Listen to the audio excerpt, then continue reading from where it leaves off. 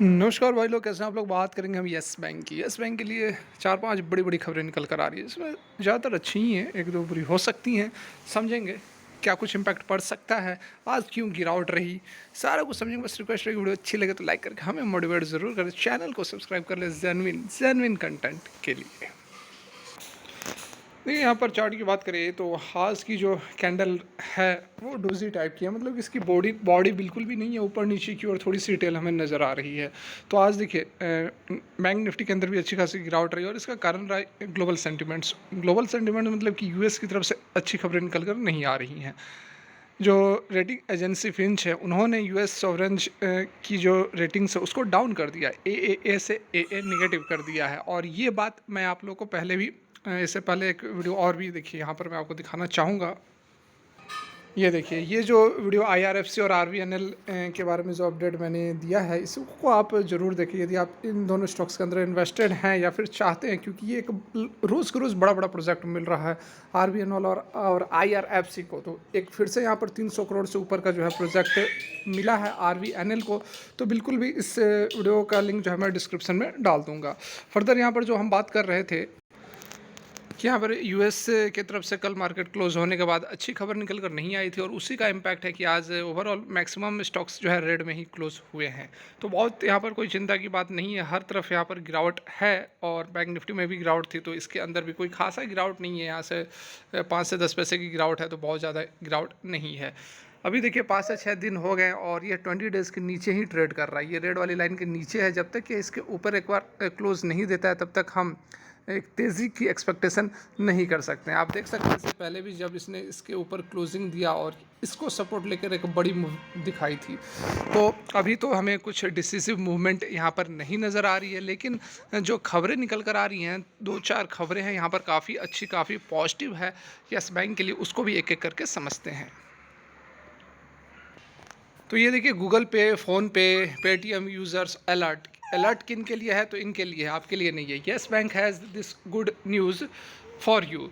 क्या कुछ अपडेट है, तो यहाँ पर आप देख सकते हैं कि येस बैंक जो है यूपीआई पेमेंट के थ्रू, मतलब यूपीआई जो पेमेंट्स होते हैं उसको अब लिंक किया जा सकता है रुपए क्रेडिट कार्ड से। किसका रुपए क्रेडिट कार्ड, तो येस बैंक का जो रुपए क्रेडिट कार्ड है उसके साथ यूपीआई इनेबल्ड ऐप्स जैसे कि भीम, फ़ोनपे, पेटीएम, गूगल पे, स्लाइस और भी सारा जो यूपीआई गेटवेज़ हैं उनको लिंक अब किया जा सकता है।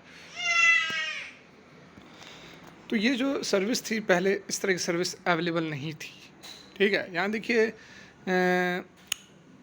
RuPay credit card empower customers to now enjoy the credit-free period feature on a UPI platform, which was earlier only limited to POS e-com based transactions. तो पहले जो POS और e-com बेस्ड ट्रांजेक्शन्स थे उसी तक यह सर्विस अवेलेबल थी, लेकिन अब एट प्रेजेंट जो भी येस बैंक के क्रेडिट कार्ड होल्डर होंगे वो एक वर्चुअल, ठीक है, मतलब फिजिकली फॉर्म में नहीं होगा, वर्चुअल येस बैंक रुपए क्रेडिट कार्ड के थ्रू यूपीआई गेटवे को लिंक कर सकते हैं। तो इस तरह की यह पहली सर्विस येस बैंक लेकर आ रहा है। Yes Bank powers nearly 40% of all UPI merchants transaction in the country given our digital powers over the year. तो यहाँ देखिए, तो ये जो आप मार्केट शेयर देख रहे हैं, ये सबसे ज़्यादा, मतलब यूपीआई मर्चेंट ट्रांजेक्शन जो होता है, यूपीआई के थ्रू जो ट्रांजेक्शन होता है उसमें 40% का जो शेयर है वही येस बैंक होल्ड करता है, और इतना ज़्यादा और किसी बैंक के थ्रू नहीं होता है। तो ये अपने आप में एक रिकॉर्ड है। ठीक है, यहाँ देखिए, we have build capabilities that can power digital transactions at scale thereby impacting the lives of million of customers. और जो लॉन्च हुआ है UPI payment facility RuPay credit card पर is a treatment to the effort through which we aim to provide customer with a rewarding and convenient banking experience. तो अपने transactions को बढ़ाने के लिए ये सारा का जो सारा काम है वह येस बैंक कर रही है। ट्रांजैक्शंस बढ़ेगा, रेवेन्यूज़ बढ़ेंगे, पैसे आएंगे बैंक के पास। तो बहुत ही यह एक पॉजिटिव अपडेट यहाँ पर येस बैंक की तरफ से निकल कर आ रही है। देख सकते हैं क्या कुछ अपडेट है, सारी बातें यहाँ पर बताई गई हैं। We are delighted on to onboard yes bank's Rupees credit card customers to experience this cutting edge digital payment solution that combine the convenience of UPI with the benefits and reward of the Rupees credit card। मतलब कि देखिए, पहले क्या था कि credit card हुआ करता था, क्रेडिट कार्ड से आप बिना पैसे के कोई भी सामान ले सकते थे, शॉपिंग वगैरह कर सकते थे। अब यूपीआई को भी इससे कनेक्ट कर दिया है। अब दोनों काम आप एक ही कार्ड से कर सकते हैं। आपको फिजिकल फॉर्म में जो क्रेडिट कार्ड होता है, क्रेडिट कार्ड उसको होल्ड करने की भी ज़रूरत नहीं है। आप अपने घर में रखो, मतलब वर्चुअल फॉर्म में बोल रहा है, वो होगा ही नहीं, एग्जिस्ट ही नहीं करेगा, वो वर्चुअली बस आपके अकाउंट में रहेगा क्रेडिट कार्ड, और उसके थ्रू आप जो है यूपीआई पेमेंट्स वगैरह कर सकते हैं। तो बहुत ही ज़बरदस्त यहाँ पर यह सुविधा यस बैंक लेकर आई है। क्या कुछ बेनिफिट्स होंगे, वो सारी ये बातें भी यहाँ पर बताई गई हैं, लेकिन हमें उससे मतलब नहीं है, क्योंकि हमें तो वो लेना नहीं है, हमें बस शेयर से मतलब है। तो ये एक अच्छी खबर है, यहाँ पर पॉजिटिव अपडेट है यस बैंक के लिए। अब दूसरी खबर पर नजर रखते हैं। यहाँ पर देखिए दूसरी जो बड़ी अपडेट निकल कर आ रही है, उसमें यस बैंक ने डिनाई किया है रिपोर्ट्स को। कौन से रिपोर्ट को? जिसमें क्या कहा गया था कि यस बैंक जो है स्पंदना स्फूर्ति को बाई करने वाली है, टेक ओवर करने वाली है, उसको यहाँ पर यह खंडन किया गया। क्या कहते हुए खंडन किया गया है? तो कहा गया है कि यह एक मार्केट स्पेकुलेशंस है, मीडिया और मार्केट ने स्पेकुलेट किया है, ऐसी कोई बात अभी नहीं चल रही है। लेकिन देखिए क्या कुछ स्टेटमेंट दिए गए हैं, उससे बातें कुछ हमें यहाँ पर समझ में आएंगी। ट्यूसडे को डिनाई किया गया है रिपोर्ट्स के बारे में, जिसमें बताया गया था कि वह स्पंदना स्फूर्ति को खरीद रहे हैं। क्लैरिफिकेशन देते हुए लेंडर ने कहा है कि it has a strategic intent to augment business in the priority sector through organic and inorganic means. तो यहाँ पर क्लियर तौर पर इस बात को माना तो नहीं कर रहे हैं, लेकिन एक हिंट दे रहे हैं कि हमारा जो बिजनेस है उसको बढ़ाना है ऑर्गेनिक और इनऑर्गेनिक सेक्टर में। However it said that the news जो निकल कर आ रहा है, उस न्यूज़ को भी यहाँ पर वह खंडन कर रहे हैं। एक्विजिशन का जो न्यूज़ है स्पंदना स्फूर्ति को, उसको जो है completely based on media and market speculations. तो मार्केट के स्पेकुलेशंस पर बेस्ड यह आर्टिकल जो बिजनेस लाइन के अंदर निकल कर आई थी। उसके बाद फर्दर क्या बता रहा है कि towards this and S also is the usual and ordinary course of its business. देखिए ये भी बात यहाँ पर बता रहे हैं कि एक यूजुअल और ऑर्डिनरी कोर्स है बिजनेस का, जिसमें कि बैंक जो है कंटिन्यू प्रयास करता है एक्सप्लोर करने का वेरियस अल्टरनेटिव, जिसमें कि टाई अप होते हैं, पार्टनरशिप होते हैं, अपॉर्चुनिटीज़ होते हैं, ज्वाइंट वेंचर होते हैं, स्ट्रेटेजिक इन्वेस्टमेंट होते हैं, पोर्टफोलियो बाई आउट होते हैं, मर्जर होते हैं, और एक्विजिशन होते हैं, अपॉर्चुनिटीज़ होते हैं। यहाँ पर एक्विजिशन की भी बात की जा रही है।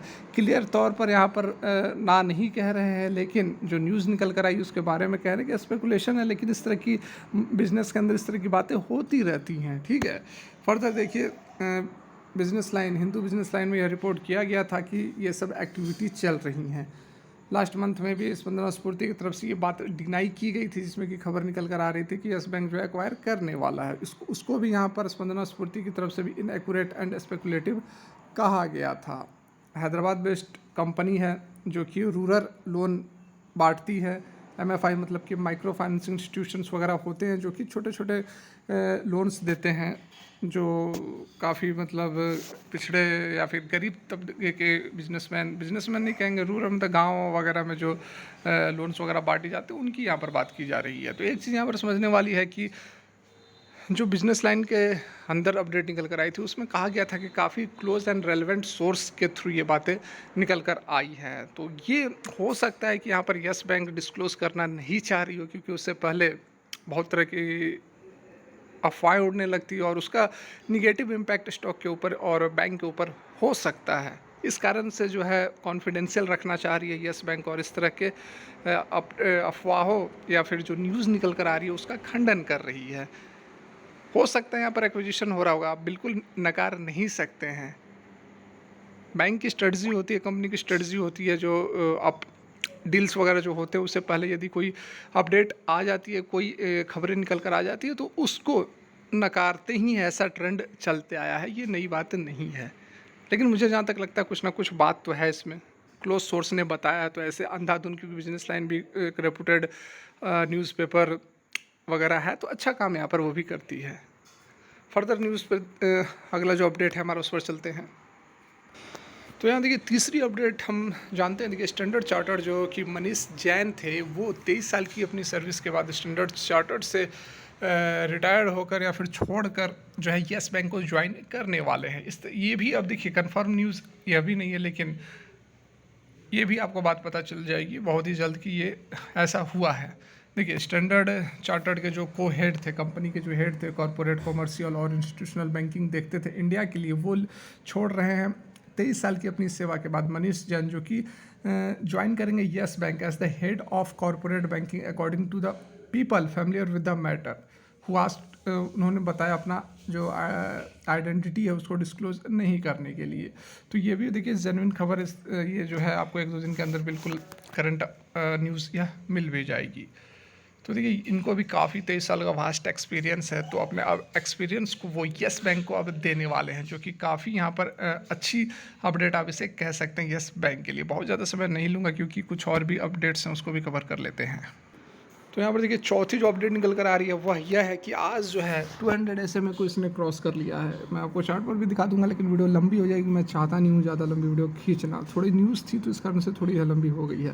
देखिए येस बैंक जो कि एक प्रोमिनेंट प्राइवेट सेक्टर बैंक है, उसने आज जो है 200 SMA मतलब कि सिंपल मूविंग एवरेज को क्रॉस कर दिया है, जो कि 17.04 पर स्टैंड कर रहा था और जो क्लोजिंग हुई है 17.10 पर क्लोजिंग हुई है। इसका मतलब क्या हुआ, मतलब कि एक अप ट्रेंड में स्टॉक आ चुका है। 200 डेज़ के ऊपर यदि कोई स्टॉक मूव करता है तो उसे हम अप ट्रेंड कहते हैं, और नीचे रहता है तो वह डाउन ट्रेंड होता है। तो यह भी एक पॉजिटिव अपडेट आप इसे कह सकते हैं।